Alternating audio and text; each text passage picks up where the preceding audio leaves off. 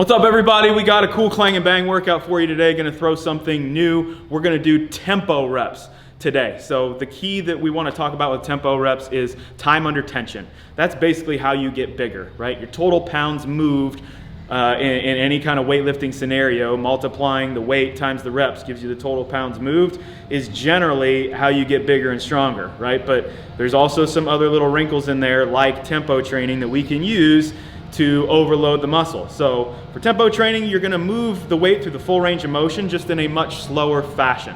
So for today's workout, we're gonna do 10 rounds of 3 ring dip, 3 front squat, and 3 curl with the easy bar, but we're gonna spend 3 seconds on the concentric motion and 3 seconds on the eccentric motion of all of those movements.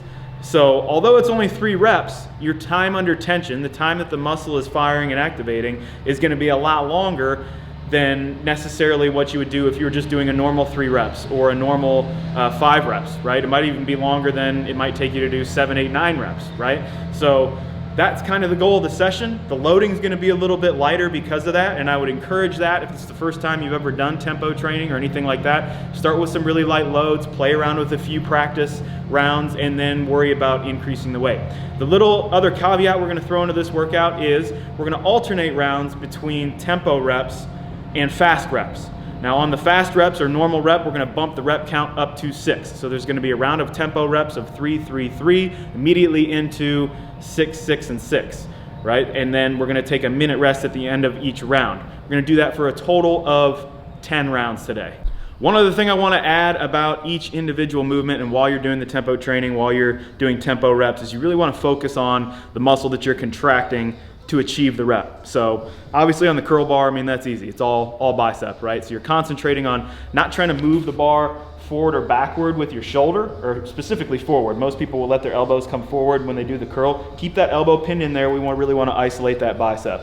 On the front squat, I'm going to keep my stance a little bit more narrow. Now what that's going to do is force me to activate a little bit more of my quads. Okay, so we're trying to develop the quad here with the front squats. Putting the weight on the front rack position in general activates more of the quad no matter where your stance is at, based on how upright your torso has to be, right? So, but we're going to narrow up that stance, and that's actually going to cause me to activate more of my quad than my glutes or my hamstrings. So we're going to focus on that today. And then with the dip, obviously, don't cheat your dip where you're just rocking your chest up or lifting up at the top. I really want to, again, focus on just pressing out, both with my tricep, and obviously you're going to feel a little bit in your chest as well.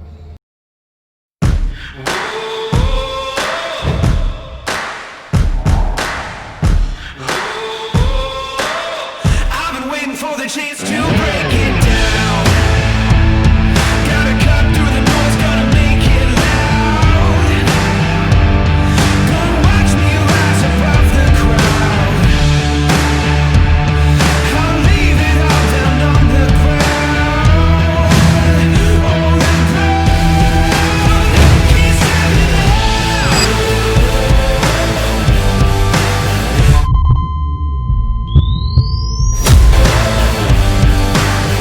Can't stop me now. Can't hold me down. It's my time, no holding back. Driving down a one-way track. I was born to make a move. I swear I follow through. Oh, I swear I follow through.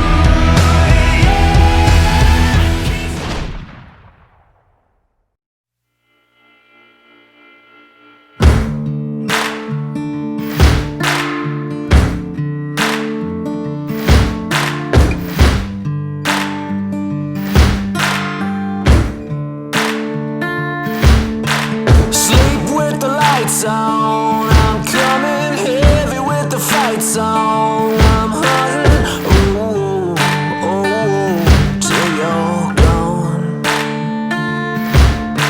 Save your last breath, 'cause you don't need it. Devil's gonna grab what he pleases. Your time has come. When no one can save you, you better run. Oh, oh, oh.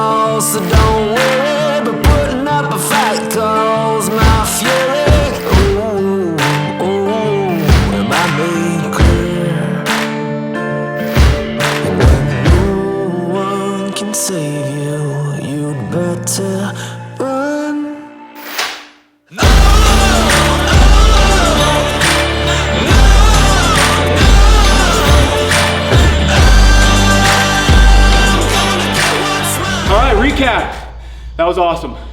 Again, tempo stuff is gonna be more of the things you see in the Clang and Bang workouts for a great workout. That was gnarly.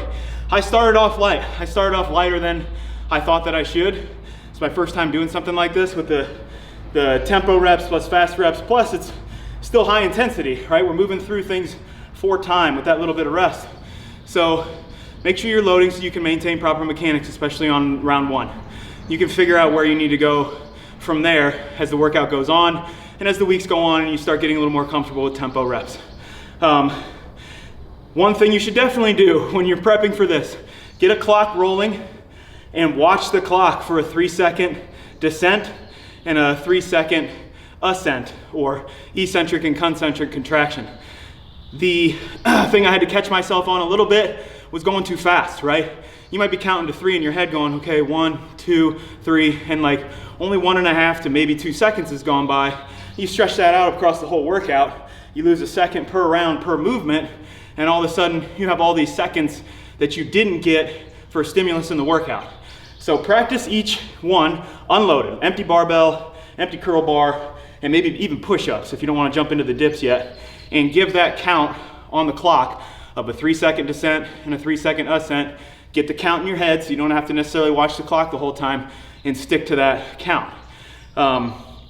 Again, can't reinforce enough on the narrow squat, on the front squats. My quads definitely got blown up, and the thing that I overemphasized on the squats is as I was standing, when I finished at the top, I locked out hard. Like I locked out hard right at my quad and at my knee. And that gave that extra burn for every rep and everything that came after that in terms of the slow descent and the slow ascent of the movement. So narrow stance, lock those knees out hard at the top. I did kind of the same at the top with the curl. I gave a good hard squeeze in my bicep, held for maybe half a second, and then started my drop back down, right? In terms of scaling anything, scale the weight accordingly. And then the only thing I would potentially change is if you don't have ring dips, just do a static dip, do a regular dip, that's fine. If you don't have a dip bar, you could set up 2 boxes to basically dip off of. That'll work. A bench will technically work to put your feet on the floor, prop your feet up, hands behind you on the bench, and perform dips this way. Any of those will kind of work. You'll get a little bit of a different stimulus from all of that. I really like the rings for the stabilization part of it. It's hard to keep those things in line where you need them to be, and burns up a whole bunch of other muscles in your shoulders, your chest, in order to keep the rings in the proper mechanical position to do a safe ring dip. Same thing I noticed actually on the front squats too, coming back with mechanics. That front squat position or the front rack position became increasingly difficult to hold. So while I can feel my quads working there, I could also feel that static hold of the front rack position still lighting up all of my upper body, right? Technically I'm getting a rest there in between the 2 upper body movements, but I'm still kind of working. I'm still supporting the weight. I'm still trying to maintain good position. My midline, my abs and lower back, especially on the 3 reps that had to be slow ascent and descent, were definitely challenging. I could feel my midline, my core getting work there too, just trying to maintain proper position through 18 seconds of moving 155 pounds. If I did it again, I would start at a higher weight for me. I would probably jump up to 185 on the front squat. Probably wouldn't do a whole lot with the curl, maybe add a couple more pounds, and I would keep those unweighted. If I weighted it at all, I would add 2.5 to 5 pounds. So again, start light, build up through the rounds in your minute rest, make small jumps. If you're gonna add weight, think 10 pounds at a time, 5 pounds at a time, 5 pounds for sure at a time for the upper body movements. But overall, this was super fun. Hope you guys have fun with it. Remember to like, subscribe, put any questions down in the comments, and we'll see you guys next time.